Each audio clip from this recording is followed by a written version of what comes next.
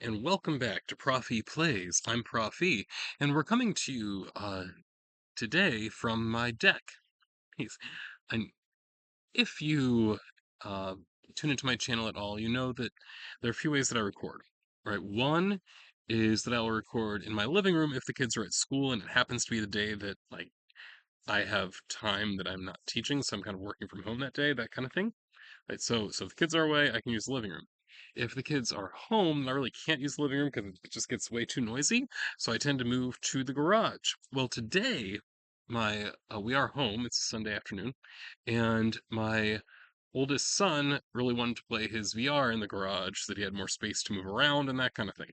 So like as soon as screen time started, which is like when he gets to start using his VR and everybody else gets tablets, computer time, whatever, and I also get time to record, he like immediately made a beeline for the garage. So no garage for me. So instead, nice enough day. It's a bit warm, but back deck. That's where I am. So maybe or maybe not, you can hear me over the air conditioning running and over these extremely loud insects that are giving mating calls or something.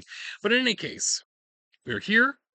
We are doing Cepheus Universal, and we are finding out what's happening here with our friend Wilbur, Orla, and company. So, just as a reminder, mostly to myself, because I'm coming back from a little break, vacation, that kind of stuff, and it was literally almost a month ago that I recorded the last session, so I really need a reminder. So, we have our crew of six. I'll introduce them as necessary, but they've been sent by um, a merchant by the name of, I don't actually see his name here. I don't know, it's Wayne, I'm gonna say it's Wayne Brock or something like that. That sounds right to me. Uh, Here, we actually have his name written down here. It is Wayne Brock. Excellent. Right, so Wayne Brock has sent this crew in a scout ship. It's not a great ship as far as that goes, but it could make it here because he's been having problems with shipments getting intercepted, he believes, by pirates, but at the very least, they are not getting to where they're supposed to be. So we made it here to the planet, and what is it? It's Adelon or something like that. Let me see what the name of this place is. Aladon. So I almost got it right. So we are here on Aladon. Aladon happens to be a relatively, I think that it's unpopulated is not quite correct, but it's a fairly small population that lives here. Uh, and they're relatively low tech. And so historically, this is a group that was really trying to kind of get away from the more high tech civilization, right? So they have, as my notes say, they have a very strong islander culture. They're very honest, uh, brutally so at times, right? And also has a moon that creates weak tides just because it's very far away, right? So that is some of the facts we know about this. Now, in terms of our crew, right, when we got here, we discovered a few things. So one thing we found is that um, we had a stowaway on board. We discovered that shortly before we got to the planet, right? So we have that person we need to deal with. What is his name? Billy something or other, right? So Billy Acevedo, that's it. So Billy Acevedo, we know he was fleeing effectively debt collectors, so he's just trying to get a new start. We said, hey, maybe you can get a new start here. Nobody really is that interested in this planet. Might be a good idea for you to be here. He said, no. Actually, no, and he was fine with it. Rather, they said no, that they're not okay with it. Right, so the people here are not willing to accept him. The second thing is we were seeking the pirate base in this system. It is not on this planet. We did, however, discover a couple of the pirates because one of our crew members, Evangelina, who I believe is the medic, maybe? Yeah, okay, maybe. Let me double check her character sheet real quick. I think that she's the medic. Evangelina is the medic, yes. Yeah, she was medical 3. Right, so the medic said, "Oh, I heard there were some ruins around here. I'm really interested in that. Let's go." It just so happened that there at the ruins there were people. and specifically, there were a couple of the pirates. Now, fortunately, Evangelina had not gone alone. She brought along a couple other people, in particular, who was it? It was, oh, Garrett. Okay, yes, yes, Garrett, who is like our warrior guy, and Sonia, who is the pilot, both of whom had some combat skill. So we did manage to get everything taken care of there. So we captured them, and now we have a problem, in that we have a scout ship that can handle 6 people because we have 3 staterooms, which basically have bunks in them. Uh, so we can handle 6 people, and we have a crew of 6. Now we did have that stowaway that managed to hide in a closet somewhere for a while, uh, but he has nowhere to go. And then we also have these 2 captives with nothing to do with them, right? So that's what we have to figure out what we're going to do. And we need to find a home, right, for our stowaway, and we also need to figure out what's up with these pirates, right? Uh, I have notes here. We don't know where the other pirates are. I suspect they have a base up on the moon somewhere. Possibly. That seems like it would make sense. And the question is, well, are the pirates coming, right, for the 2 that we've captured? We don't know, right, whether that is the case. So those are the 2 big things we're going to be dealing with here in our session today. So I don't think that we're going to be able to find poor Billy Acevedo at home yet, because I don't think we're going to be able to leave the system. So let's go ahead and make a note for the session. Okay, session. Just put my recording date on it. All right. Yeah, I also found out that I apparently I have a numbering problem in my there's Nat. I have a numbering problem in my playlist where apparently I use the same number twice. Right, so even though this says this is session 17 or 18 or whatever it happens to be, that's actually not accurate. It's one more than that, but whatever it is, doesn't particularly matter. Okay, all right. So let's see what we can do. So I think first thing we need to do is figure out what are we going to do. Like, okay, so imagining one thing, we're gonna sleep. We all need sleep. Let's get us to a new day. Right. So I think the next day, one of the big questions is do the uh, do the pirates come after, right, these people who were sent on a fishing expedition just to get food for them, right? Do they come and seek them out to see what happened? That's a big question. So I'm going to go ahead and pull out my uh, Zoser solo materials here, and I can just use right here, ask the D6, so it's a yes/no question, right? So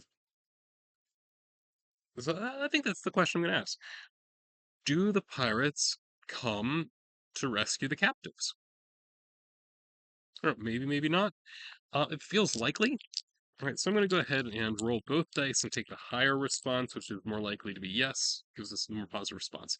Okay, so we got a 1 and a 5. The 5 indicates just a plain yes. Right. So the pirates show up.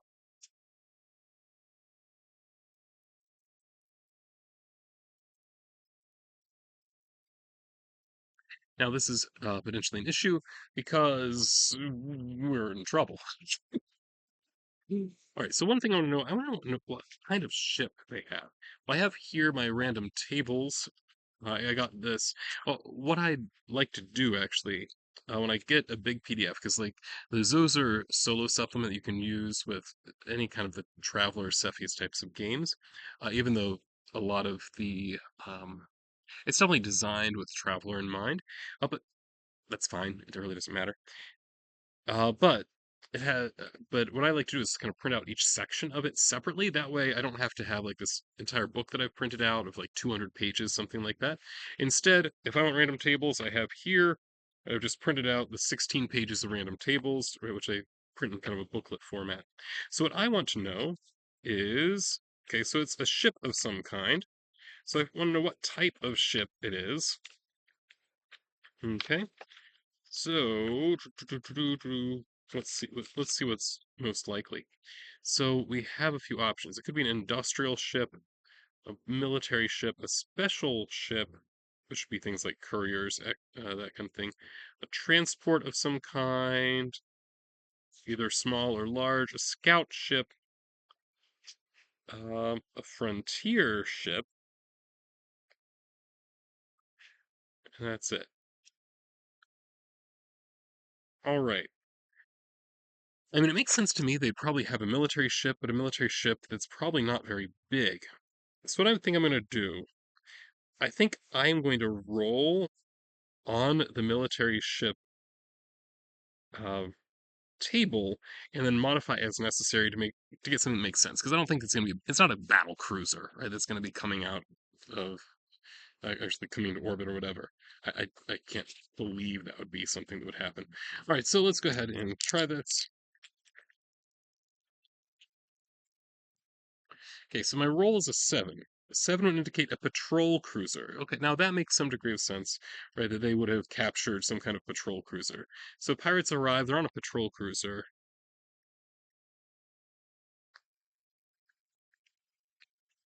So here's the question, right? Does anybody notice that this is going to happen before they show up?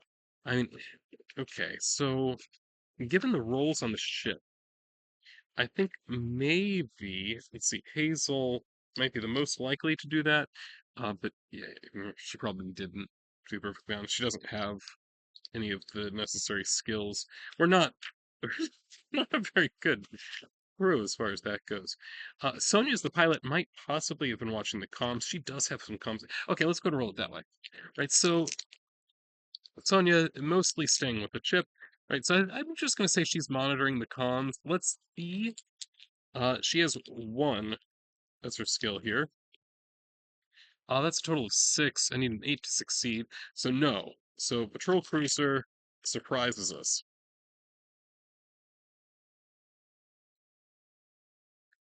Now, when we talk about patrol cruisers, the question is, what kind of ship is that? So I want to go ahead and pull out the starship list from the solo supplement to see if there's something like this. It's a 400-ton ship. So I mean, a 300-ton troop transport wouldn't be that different, I guess. They actually don't have a lot of these ships detailed in any kind of significant way. But okay, let's just say this. So, how many people does it carry? Is the big thing that I want to know. Transport systems able to carry 10 troops or passengers. Okay, so that would be if it was a 300. Oh, okay, so it has so effectively 10 personnel. Oh, and 2 teams of 4 soldiers. 2 teams of 4 soldiers each, I would guess. All right. Oh wait. Oh no no. Okay, I've got it. Okay, so it's 10 military personnel, including right, 2 teams of 4 soldiers, a manager, and a quartermaster. Okay, got it. So we probably have um. Naturally, pirates are not necessarily going to arrange themselves in this kind of military fashion, but nonetheless, that gives us some idea maybe for how many people there could be. So what I want to do now, I'm going to go ahead and use my random tables again. All right, so now that we know the type of ship that it is, it's a military style ship, and then we'll just modify this as necessary. But let's find out uh, how they interact with us. This is a 3d6 roll. So they're a total of 6. They warn you of an unidentified ship in the system. Well, that doesn't really make any sense here. Uh, I mean, we know what they're doing. Yeah, I'm just looking at the different options. I mean, okay, them doing a security check, that wouldn't make any sense, nor is there really a good analogy. We know what they're here for. They're really here to rescue, right? Right, so this patrol cruiser, right, comes into orbit around a near enough orbit that we could end up picking it up. Although, are they going to try to come into the atmosphere with the entire ship? We haven't seen that before. Instead, they have like a small suborbital, not suborbital craft, but a sub FTL craft, which was what we found at the fishing location. So it makes sense to me that that is where they would start. Right. So probably they have a relatively small craft they brought down. Right. So Yeah, I think that's it. So they have a patrol cruiser right in orbit, and they sent down a smaller boat that is, I guess, small ship, right? Okay, so they sent down a smaller boat with. I think it makes sense for it to be one of the four teams, with a team of four, right, to locate their crew. Okay.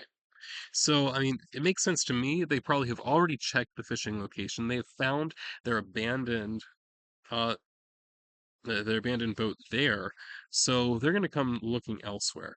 So I want to know, did we leave some kind of sign behind? I don't think we necessarily did, but let's go ahead and check. So did we leave some kind of sign behind they can follow? It's a yes, but, right? So that's probably why it took them so long to get here is the interpretation that I'm going to put on that, right? So yes, we did manage to leave some kind of signature or something that they could trace us back here. So now we have the problem that we have a crew of four pirates now wants their crewmates back. Okay, so we have a problem. Uh, I mean, the most obvious, okay, there are a couple ways we could try to handle this. Okay. One way that I could imagine us trying to handle this uh, is that we could just shoot at them, and that is an option.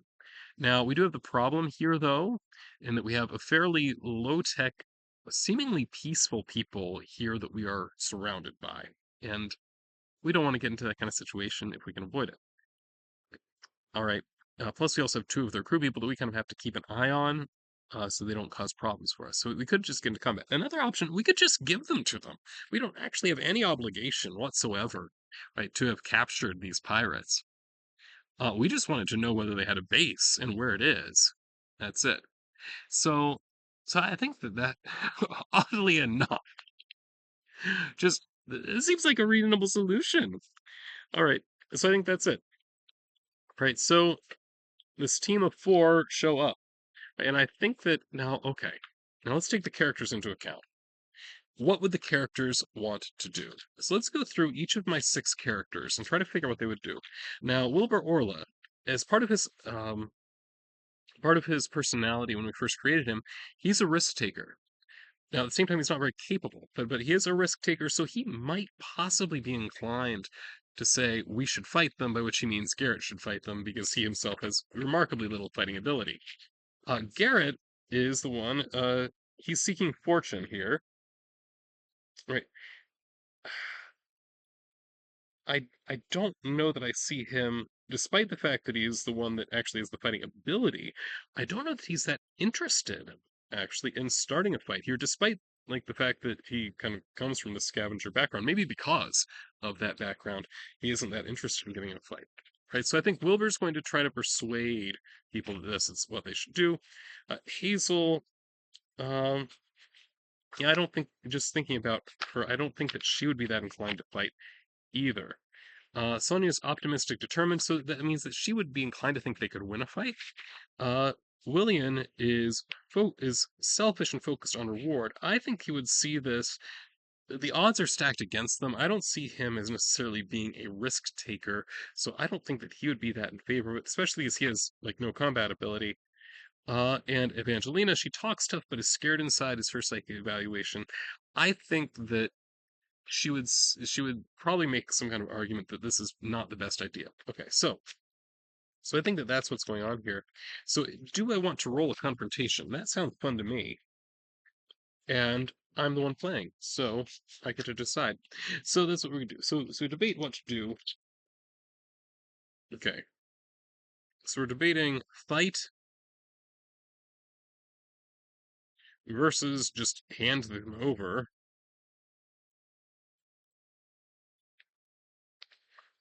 So I think that it's probably Wilbur is the one that is most inclined to fight. Whereas who's least inclined to fight?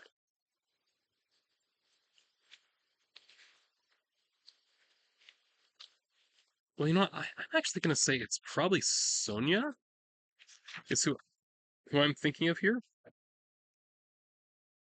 Oh wait, no, no, but oh no, she was on the side of wanting to. Who doesn't want to and would be most against it?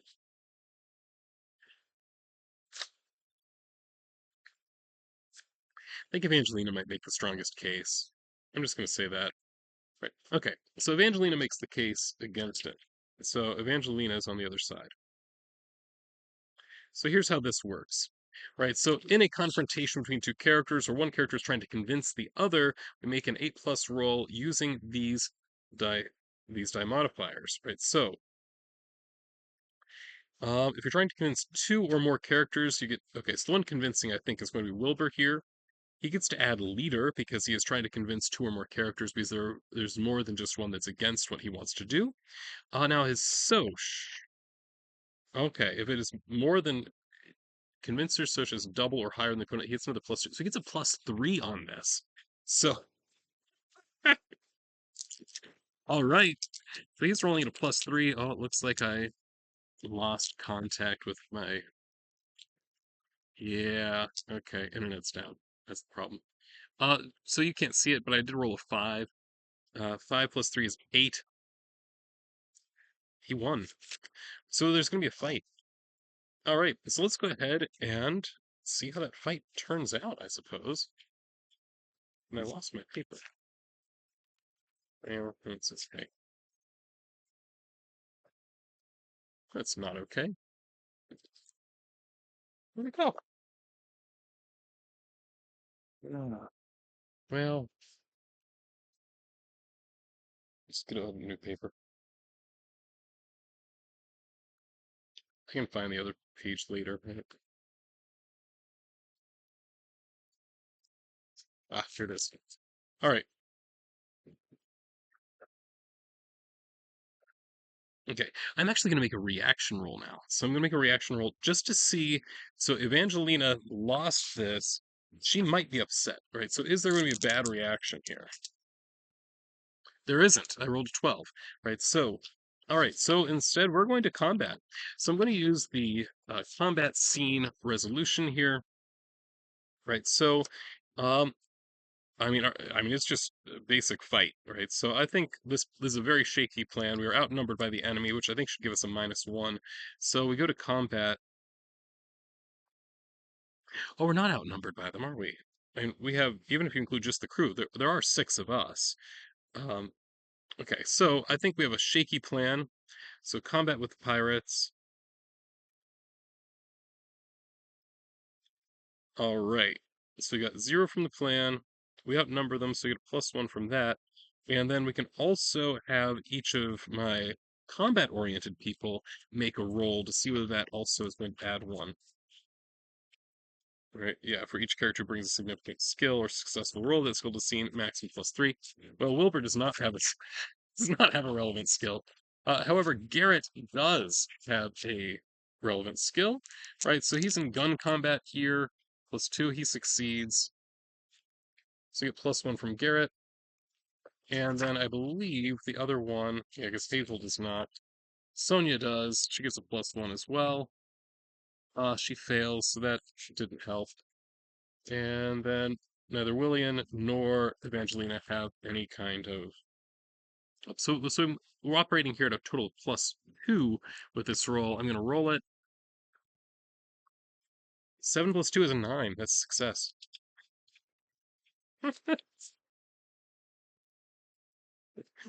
All right. Uh, okay.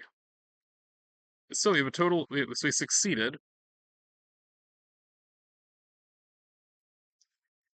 We succeeded at this combat scene, which is insane to me as far as that goes. And then I do need to roll a combat resolution consequence.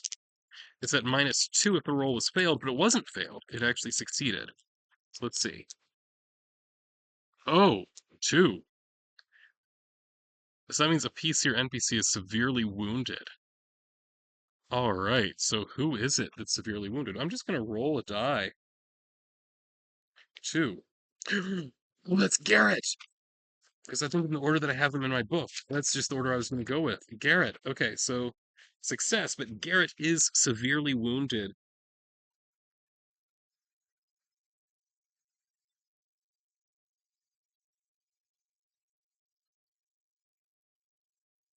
So let's actually figure out um, mechanically what I want to do to handle that severe level of wounds here.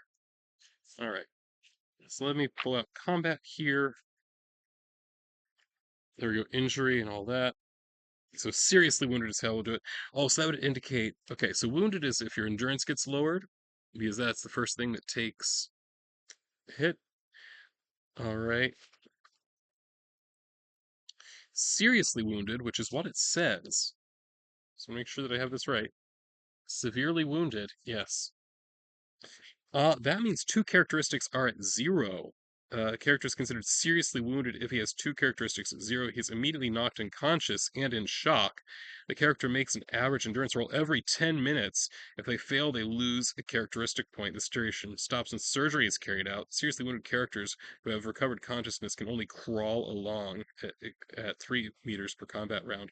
If helped by another person holding them up, the two can walk 6 meters per round. Okay, so, all right, and this is going to require some surgery before any recovery can begin. All right, so let's find out what happens here. All right, so I want to go back here to. Okay, so find out Garrett. So Garrett has endurance 9, strength 9, and dex 7. So that means that he has to have lost at least 16, in effect, hit points. Okay, so I'm just going to mark here current stats for him. I'm going to say he saved his strength. So it's 9, 0, 0. All right. And now, because he is severely wounded, he is unconscious, he's in shock, and he could possibly be dead in about 90 minutes. Okay. But I think it makes sense, right, that our dear friend and medic is going to try to save him because that is what medics do, right? Right. So I think that Evangelina, oh, this is, don't you love the irony of this? I love the irony of this. So Wilbur says, we really need to fight them. Okay. Evangelina says, that's stupid. We shouldn't do that. Okay. And he manages to convince her. As a result of this, his lover, Garrett, ends up seriously wounded, in danger of death, potentially in the next hour and a half. It might be more than that. It might not happen at all. And Evangelina is the one that has to save him. Okay, I like this. I like this. Okay, right. So well, let's see if she will obviously do this. All right, she's gonna try to save him. Okay, so requires surgery, so she has to have a doctor's kit. I mean, sensibly, she has a doctor's kit. I'm just gonna make that assumption. I just assume these people have. Okay, so it's a difficult medical roll. All right, so it's a -2 then. Okay, surgery requires a 10-minute procedure using a doctor's kit with a difficult medical roll, or a half-hour procedure in a medical facility or auto doc. Well, we don't have that. Okay. Assume medical skill of assume medical skill of 3. Oh, that's if you're in a hospital or something like that. Okay, the difficulty increases 2 levels. The surgeon is using improvised tools. The patient is performing surgery on themselves. After the surgery, a patient will have a number of characteristic points restored equal to the effect of the surgery roll, and the patient will no longer have to roll for deterioration. Points restored are divided as desired among all damaged physical characteristics. If the roll and the surgery is failed, the patient loses characteristics equal to the effect of the failure. Okay. Further half-hour long attempts may be made to extend the surgery, each one incurring an additional -1 to the task roll. Okay. All right. So Garrett might die. That's very possible. There's a difficult roll, which means it's made at a -2. Now we do get to offset that by Evangelina's +3, so it's a total +1. I need an 8.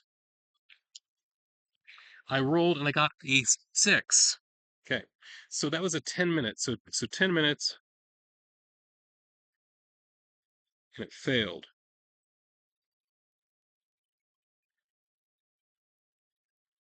And because it failed, but he lost 2 more points. So we're down to 7-0-0. So it'll take 30 minutes to make another surgery. This one, half hour, each one incurring. So I think, so I think this one's just an even roll, right? Because the previous one is a +1. Each one incurs an additional -1 penalty. So yeah, I think we're just trying to roll an 8 or higher. We rolled a 7. So that means, okay. Well, I mean, he's down to 6. And now we have to roll a 9 or higher.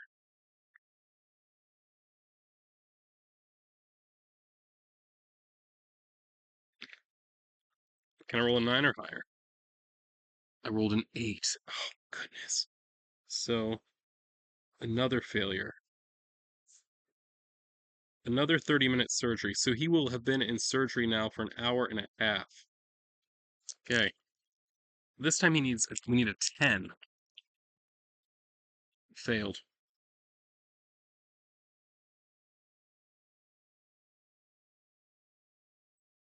Let's try again.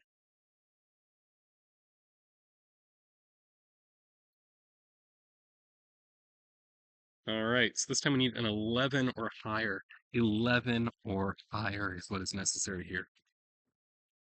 Rolled a 5. Oh, that kills him. Because I need an 11, I rolled a 5.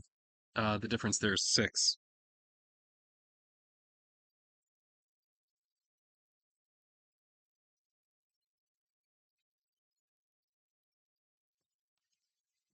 That's it. Well, I suppose this does solve the stowaway problem, and that we do now have space. I'm going to take a minute.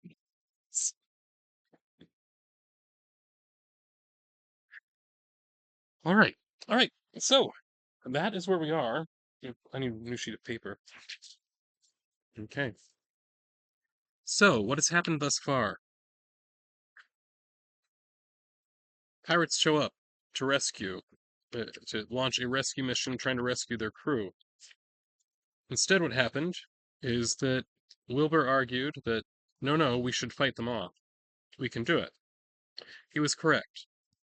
However, he was correct at a very great cost, and that is that um, his lover Garrett is now dead. He died in surgery after a good over 2 hours. It was a little over 2 hours. Evangelina, what was Evangelina's last name? Evangelina Singleton was unable to save Garrett.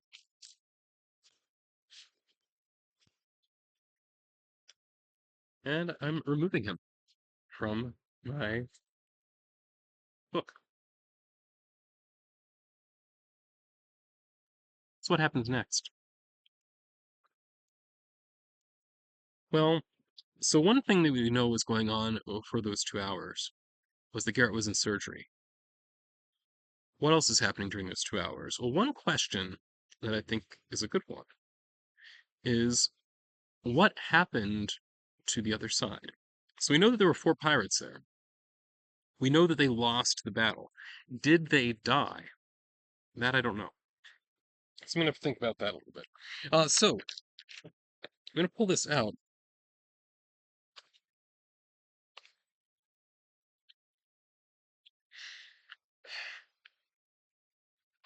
Question is, what was our goal? I think our goal was just to fight them. So I think that, right, so our goal is just to fight them off. I think that we did that, right? So they did actually run away, right? So I think that that's the way that I'm going to say that. So the pirates ran away,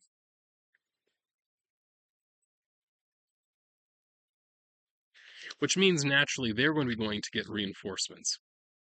Right?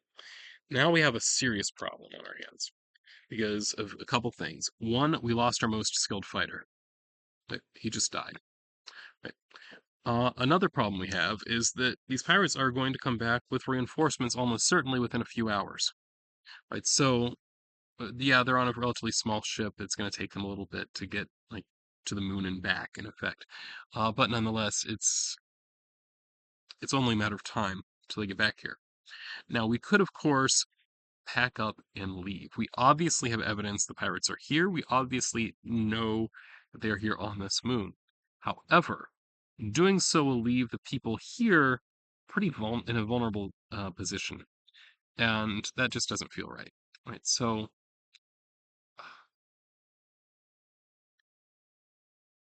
I'm thinking now about Wilbur's mindset because Garrett just died. I'm trying to figure out, is Wilbur somebody who would want to get revenge for that? Or is he someone who's going to say that cost was just too high? We should leave. And who cares what happens to the people behind us? Well, I mean, we know that he left his career because of stress.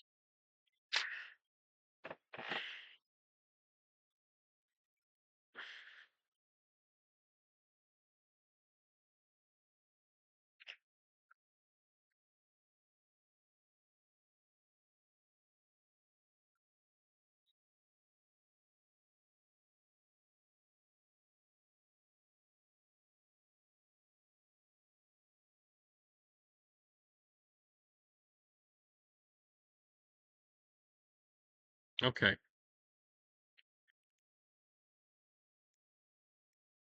Well, this is what I'm thinking. I I don't think that there's any reason to believe we could fight them off again. Now, Wilbur is a risk taker. Is he feeling like he needs vengeance? I don't know. I'm having a hard time imagining because I myself am rather, if you can't tell, a little bit shocked. I just lost on my group. Okay, so I'm going to go ahead and roll a die on this. Um, and just let the d6 decide.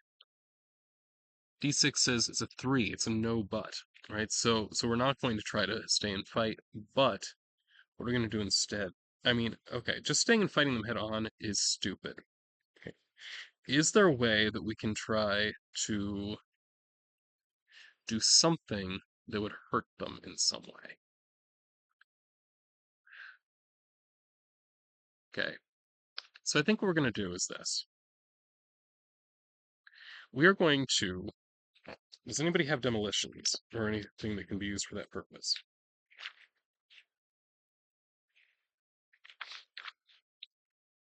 Do we have?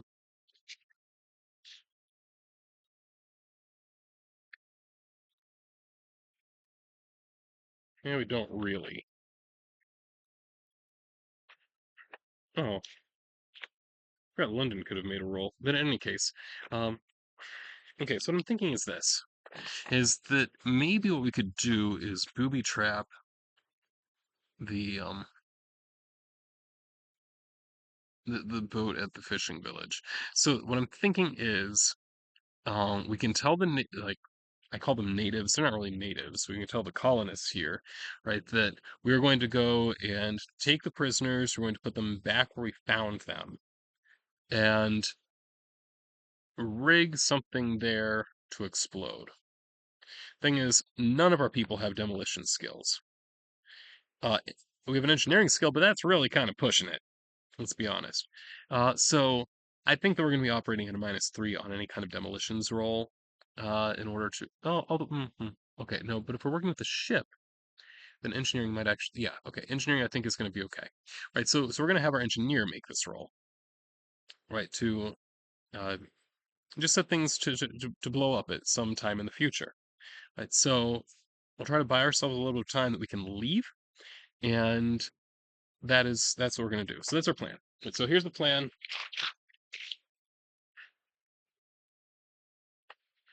We're going to leave the captives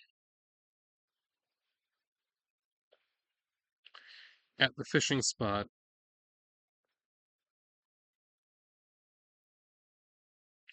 We're going to rig their shuttle to explode in a few hours, and then we're going to leave.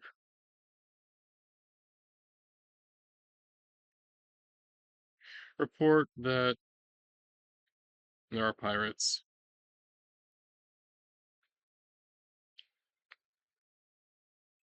are on this moon.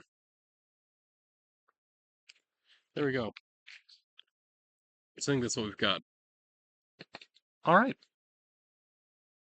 Seems reasonable enough. So that is our plan. Now, is there going to be a lot of debate about this? I don't think so, actually. I think this is the crazy idea that Wilbur got in his grief, and that everybody else was just going to stay out of his way on this one because hey, they get to leave, and also they're leaving these captive pirates behind, which is perfectly fine. That's what they wanted to do in the first place. They didn't want to like have to deal with this. They just wanted to hand them over and go back and report. And that is where we're going to end up at the end of all of this. So I think that there isn't really a whole lot of debate about this. That really what we need to do is figure out, will this plan actually work or not? So this plan, um, how is it? I think it's a really shaky plan.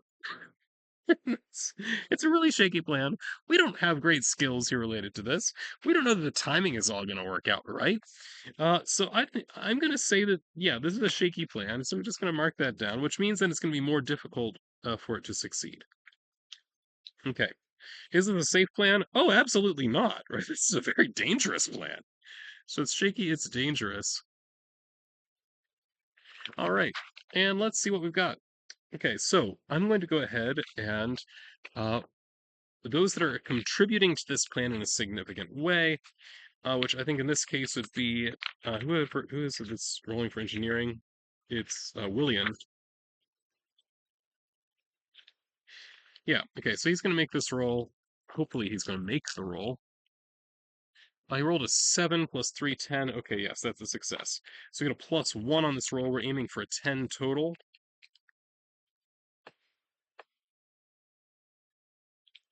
And let's see. So I need to roll 9 or higher, and I roll a 4. Plan fails. All right, let's find out what our consequence is. Let's see. So I roll 2d6 on. Okay, first thing I need to do, if there is, so depending if there is a consequence, I roll 2d6 also against that 10, but this time without any kind of modifiers. I rolled a 5, obviously failed. So then I can find out the consequence by rolling 2d6 again. It says an 8. 8 tells me part of the mission was failed or incriminating evidence was left behind. So what part of the mission failed? Or what incriminating evidence got left behind? That's a good question. Um, I'm thinking maybe. Okay. Consequence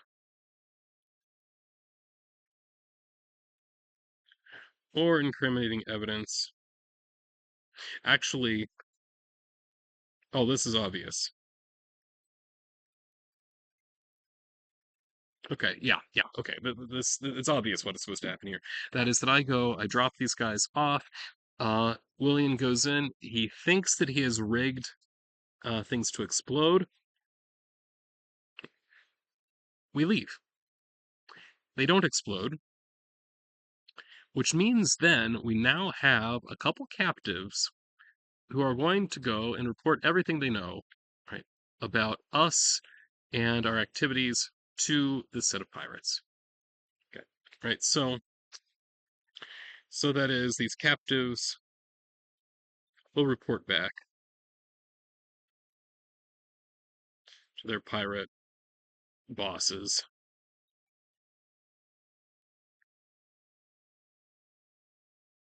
About us. In the meantime, we're leaving. We're leaving.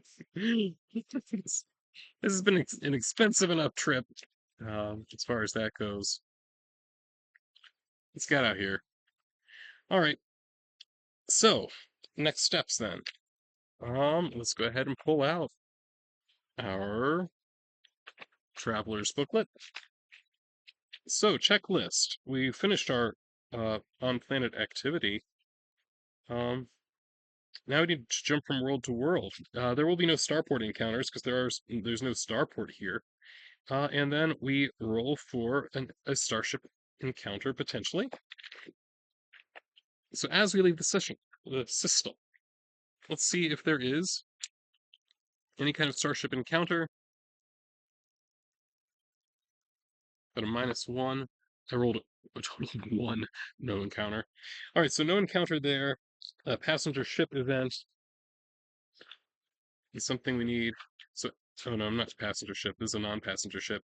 And then, so we leave, and what is happening here on our non-passenger ship? What's the event? The event is 5-3, shipboard romance. Well, I mean, this is one thing we know, based on previous stuff. I know that William is secretly in love with Evangeline, so that would be a potential shipboard romance. So I guess I'll just ask, is that it? Make it likely. The answer is no. No but. No but. Okay, so somebody else is involved with it. So that's the question. Is it William? Oh, definitely not. Okay, so Evangeline gets into a shipboard romance with somebody else.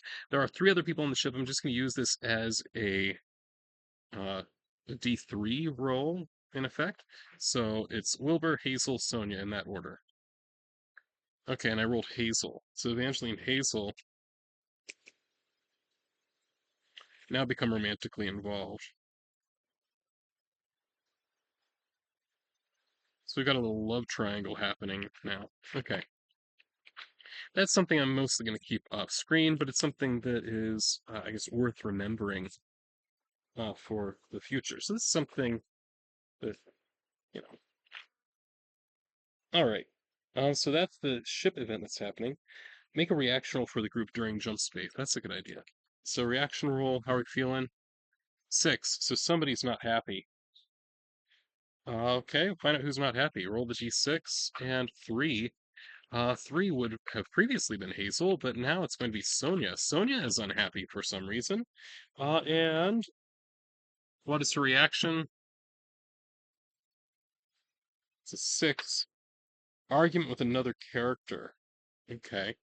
Who is that other character? So if it's a 1 through 4, I'll just use that to count it out. Okay, so it's a 4. So 1, 2, 3. Okay, so it's okay. Sonia and William. So I'm just gonna mark here we have a romance between Evangeline and Hazel, and then we have an argument in between William and Sonia. Oh, I forgot. I need to get Billy listed here as well. Okay, so add Billy to my complex web.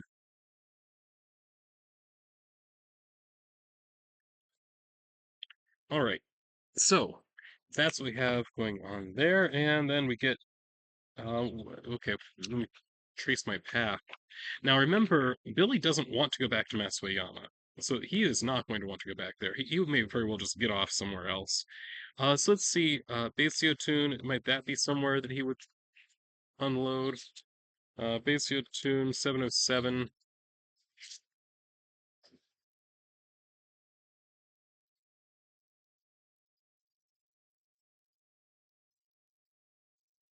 Okay, so Basio Tune, I had forgotten what this place was like. Well, we know about it. No water, no life, very thin atmosphere. The few settlers on this planet that are here, I mean, very few. Right? We're looking to escape the oppression of Matsuyama. This sounds like Billy's actually a good match, right, for being here, and they've succeeded. The cost is that they don't have very much, right? So I think that it makes sense. He would probably want to stay here. So the question is, will they take him? Well, let's find out. 2, no, no, they're not going to take him. All right, and there's no starport here. Okay, so we spend a week on the planet here. Um, find out. I think honestly, looking at the time, this is a good place to end. So we fly back. So we fly to Batesiotun. We mark down what the coordinates are there.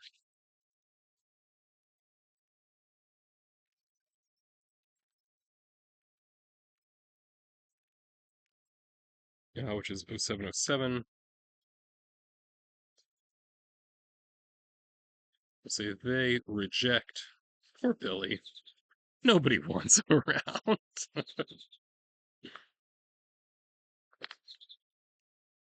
They reject Billy. Sorry. Right. And then we need to pick up with on planet activity next time.